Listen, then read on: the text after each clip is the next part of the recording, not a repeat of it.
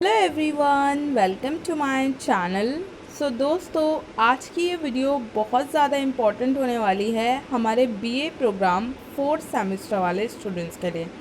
Guys, आज की इस वीडियो के अंदर मैं आप लोगों के लिए लेकर आ गई हूँ आपके 4th सेमेस्टर हिस्ट्री का एक और इम्पॉर्टेंट क्वेश्चन का आंसर। दोस्तों, आज की इस वीडियो के अंदर हम जिस क्वेश्चन के बारे में डिस्कस करने वाले हैं वो है हमारा क्वेश्चन नंबर 3। दोस्तों, क्वेश्चन नंबर 3 के अंदर हमसे पूछा जा रहा है कि भारत के सामाजिक धार्मिक सुधार आंदोलन में राजा राम मोहन राय और ब्रह्म समाज की भूमिका की समीक्षा कीजिए। दोस्तों, आप लोगों के एग्ज़ाम पॉइंट ऑफ व्यू से ये क्वेश्चन काफ़ी ज़्यादा इम्पॉर्टेंट है। तो इस क्वेश्चन से रिलेटेड सारे पॉइंट मैं आप लोगों को वन बाय वन करके एक्सप्लेन करने वाली हूँ। तो मेरी आप सबसे बस एक ही रिक्वेस्ट है कि अगर आप लोगों को ये वीडियो पसंद आती है तो प्लीज़ इस वीडियो को लाइक कीजिएगा, अपने दोस्तों के साथ शेयर कीजिएगा, एंड अगर आप चैनल पर फर्स्ट टाइम आए हैं तो प्लीज़ चैनल को भी ज़रूर सब्सक्राइब कीजिएगा ताकि आपको टाइम टू टाइम सारी वीडियोज़ का नोटिफिकेशन मिलता रहे।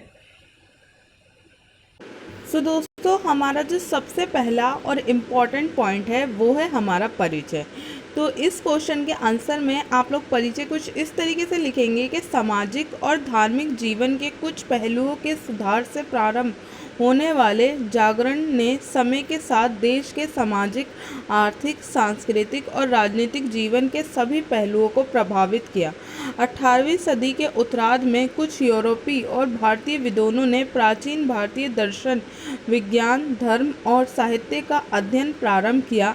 इस अध्ययन के द्वारा भारतीयों अपनी प्राचीन भारतीय ज्ञान से परिचित हुए, जिसने उनमें अपनी सभ्यता के प्रति गौरव का भाव जागृत किया।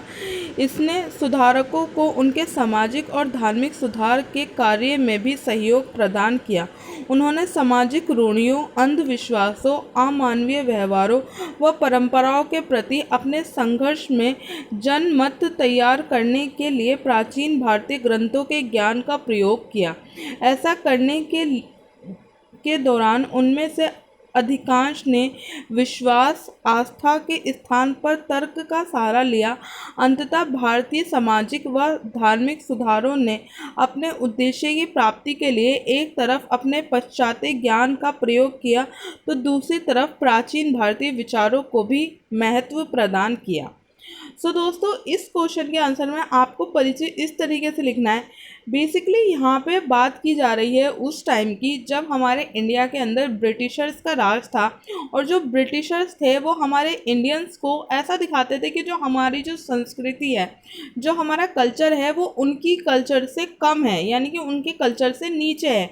लेकिन जब धीरे धीरे हमारे जो इंडिया के अंदर जो हमारे थिंकर्स थे, जो हमारे विद्वान थे, उन्होंने हमारे भारतीय कल्चर को, भारतीय ज्ञान को स्टडी करना शुरू किया, तो उस टाइम पे उनको ये ज्ञात हुआ कि हमारा जो इंडियन कल्चर है वो बहुत महान है और उसके अंदर हर चीज़ का सॉल्यूशन भी है। तो धीरे धीरे जैसे जैसे ये चीज़ें स्टार्ट हुई तो आगे चलकर अंधविश्वास, रूढ़ियाँ जो हमारे समाज में कहीं ना कहीं अपनी जड़ें जमा चुकी थी, उनके खिलाफ जो हमारे विचारक थे उन्होंने संघर्ष करना शुरू किया और धीरे धीरे उन्होंने तर्क देना शुरू कर दिया।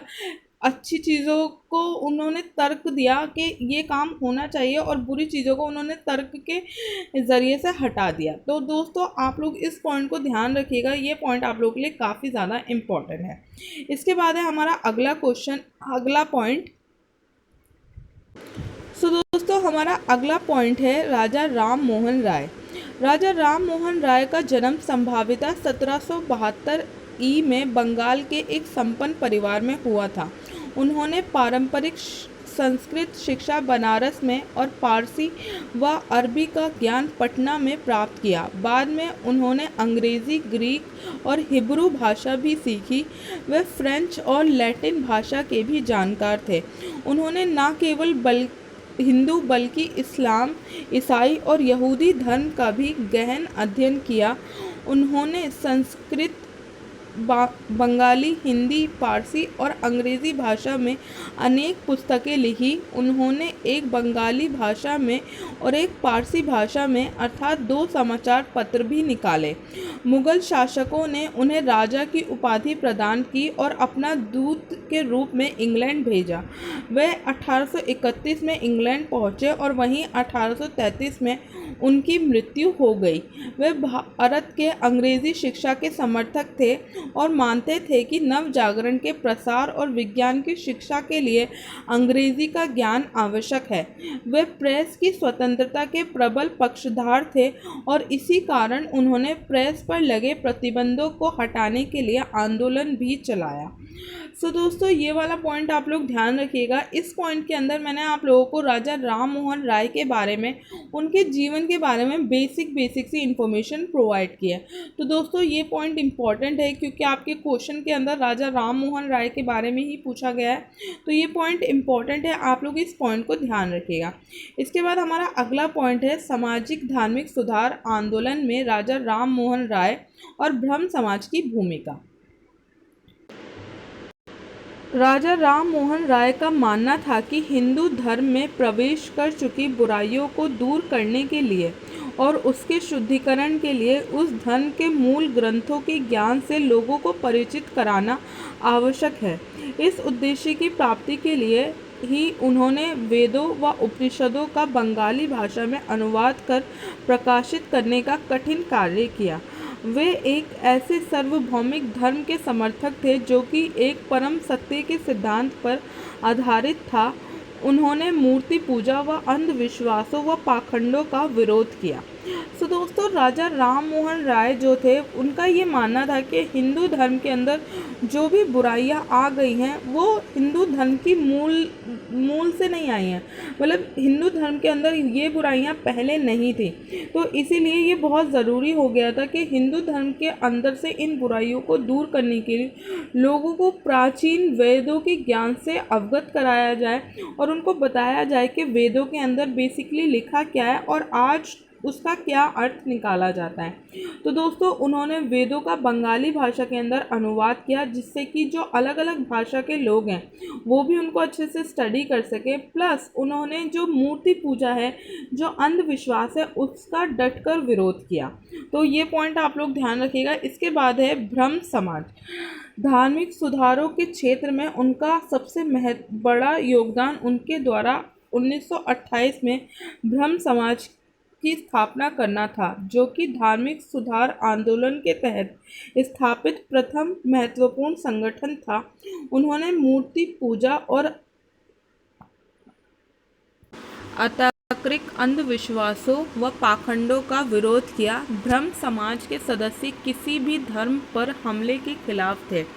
सामाजिक सुधारों के अंतर्गत ब्रह्म समाज का सबसे बड़ा योगदान 1829 में सती प्रथा का उन्मूलन था। उन्होंने देखा था कि कैसे उनके बड़े भाई की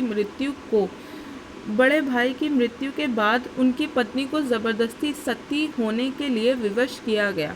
उन्हें सती प्रथा का विरोध करने के कारण रूढ़िवादी हिंदुओं का तीव्र विरोध भी झेलना पड़ा। राजा राम मोहन राय के अनुसार सती प्रथा का प्रमुख कारण हिंदू महिलाओं की निम्न स्थिति था। वह बहुविवाह के खिलाफ थे और महिलाओं को शिक्षित करने तथा उन्हें पैतृक संपत्ति प्राप्त करने के अधिकार के पक्षधर थे। ब्रह्म समाज का प्रभाव बढ़ता गया और देश के विभिन्न भागों में ब्रह्म समाज की शाखाएं खुल गईं। राजा राम मोहन राय द्वारा सामाजिक योगदान। तो दोस्तों, आप लोगों ने यहाँ पे देखा कि किस तरीके से जो ब्रह्म समाज यानी कि जो ब्रह्म समाज ऑर्गेनाइजेशन थी, जो कि राजा राम मोहन राय ने जिसकी स्थापना की थी, कैसे उस ऑर्गेनाइजेशन ने धीरे धीरे जो अंधविश्वास है, जो कुरीतियाँ हैं हिंदू धर्म की, उनको दूर करने के लिए अपने जो उन्होंने कार्य करना शुरू किया और 1829 में उन्होंने सती प्रथा जैसी कुप्रथा को हटाने में महत्वपूर्ण योगदान दिया। सती प्रथा को दूर करने का जो आइडिया है वो राजा राम मोहन राय को इस वजह से आया कि उन्होंने खुद देखा था कि कैसे उनके बड़े भाई की मृत्यु के बाद उनकी जो भाभी थी उनको ज़बरदस्ती सती होने के लिए मजबूर किया गया था। तो दोस्तों, आप लोग ये पॉइंट ध्यान रखिएगा। रखिएगा, काफ़ी इम्पोर्टेंट है। और ईयर भी ध्यान रखिएगा कि सती प्रथा को कब हटाया गया, तो 1829 में। इसके बाद दोस्तों हमारा अगला पॉइंट है राजा राम मोहन राय द्वारा सामाजिक योगदान। उन्होंने सामाजिक और राजनीतिक परिवर्तन के साधन के रूप में सुधारवादी धार्मिक संघों की कल्पना की। 1814 में उन्होंने आत्म सभा, 1831 में कलकत्ता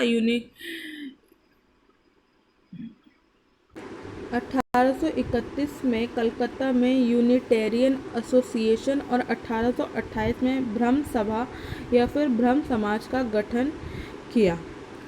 तो दोस्तों आप लोगों को ये पॉइंट ध्यान रखना है, राजा राम मोहन राय ने सिर्फ ब्रह्म समाज या फिर एक ऑर्गेनाइजेशन की स्थापना नहीं की थी, उन्होंने काफ़ी सारी ऑर्गेनाइजेशन की स्थापना की थी। तो आप लोग इन ऑर्गेनाइजेशंस का नाम ध्यान रखिएगा।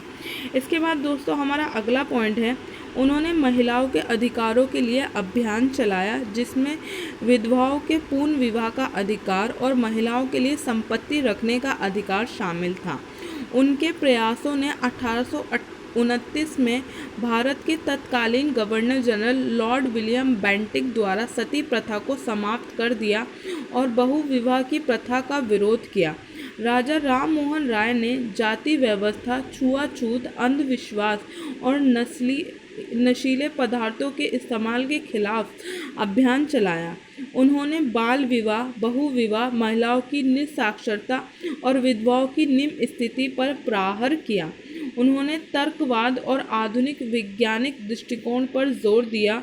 उन्होंने उस समय हिंदू समाज की कथित बुराइयों के खिलाफ लड़ाई लड़ी थी। उन्होंने एक बंगाली साप्ताहिक समाचार पत्र संवाद कुमुदी शुरू किया, जो नियमित रूप से सती प्रथा की बर्बरता और हिंदू धर्म के सिद्धांतों के खिलाफ निंदा करता था। राजा राम मोहन राय द्वारा धार्मिक योगदान। 1803 में प्रकाशित राजा राम मोहन राय की भारतीय प्रकाशित कृति तुल्फ उल मुहाइदीन ने तर्कहीन धार्मिक मान्यताओं को उजागर किया। मूर्ति पूजा, हिंदुओं की भ्रष्ट प्रथाओं का विरोध किया। वे हिंदू धर्म के कथित बहुदेववाद के खिलाफ थे। उन्होंने शास्त्रों में दिए गए एक ईश्वरवाद की वकालत की। 1814 में उन्होंने मूर्ति पूजा, जातिगत कठोरता, अर्थहीन कर्मकांडों और अन्य सामाजिक बुराइयों के खिलाफ अभियान चलाने के लिए कलकत्ता में आत्म सभा की स्थापना की। उन्होंने ईसाई धर्म के कर्मकांडों की आलोचना की और ईसा का ईश्वर के अवतार के रूप में खारिज कर दिया। प्रोस्पेक्ट्स ऑफ जीसस 1820 में उन्होंने न्यू टेस्टमेंट के नैतिक और दार्शनिक सिद्धांत को अलग करने की कोशिश की, जिसकी उन्होंने प्रशंसा की इसकी चमत्कारिक कहानियों से। उन्होंने वेदों और 5 उपनिषदों का बंगाली में अनुवाद किया। तो दोस्तों यहाँ पे हमारा ये पूरा आंसर फिनिश होता है। दोस्तों इसके लास्ट में आप लोगों को एक छोटा सा निष्कर्ष लिखना है, जो कि मैंने आप लोगों के लिए मेंशन नहीं किया है। निष्कर्ष आप लोग खुद से रेडी कीजिएगा, जिससे कि ये पूरा आंसर आप लोगों को अच्छे से क्लियर हो जाएगा। दोस्तों आप लोगों के लिए ये सारे पॉइंट काफ़ी ज़्यादा इम्पॉर्टेंट हैं, बिल्कुल सिंपल लैंग्वेज के अंदर हैं ये सारे पॉइंट। तो आप लोग इन सारे पॉइंट्स को ध्यान रखिएगा एंड होप सो ये वीडियो आप लोगों के लिए हेल्पफुल रही होगी। अगर ये वीडियो आप लोगों के लिए हेल्पफुल रही हो तो प्लीज़ इस वीडियो को लाइक कीजिएगा, अपने दोस्तों के साथ शेयर कीजिएगा एंड मुझे कमेंट के थ्रू बताइएगा कि आपको और कौन कौन से सब्जेक्ट की वीडियोस चाहिए। तो दोस्तों आज की इस वीडियो के अंदर बस इतना ही। मिलती हूँ मैं आप सबसे अगली वीडियो के अंदर, तब तक के लिए थैंक यू सो मच।